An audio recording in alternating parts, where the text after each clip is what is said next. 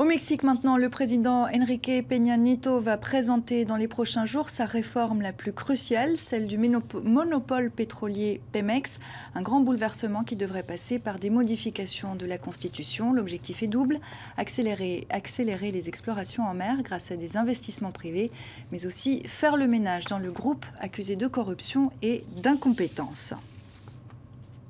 Le géant pétrolier Pemex, 5e exportateur de brut au monde. La société détient le monopole au Mexique, mais elle est en grande difficulté. D'où la réforme prévue par le président Enrique Peña Nieto. En près de 10 ans, la production de Pemex a chuté de 1 million de barils par jour.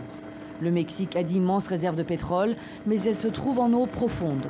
Le géant pétrolier n'a ni la technique ni les moyens de les exploiter. Pour y arriver, il faudra investir 100 milliards de dollars par an. Pemex ne peut pas faire face à ce niveau d'investissement.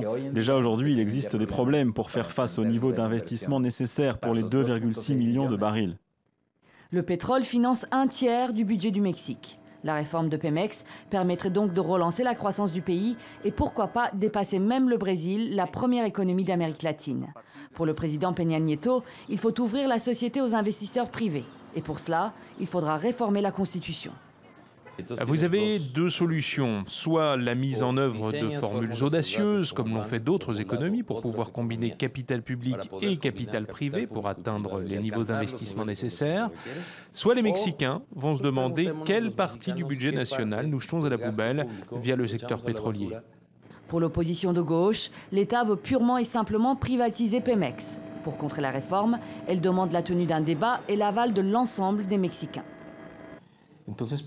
Pourquoi ne pas organiser un référendum dont les résultats détermineront la portée de la réforme? Ça nous obligerait à avoir un débat sérieux face au peuple.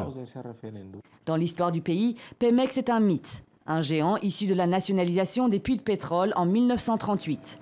Un acte d'indépendance face aux puissances mondiales.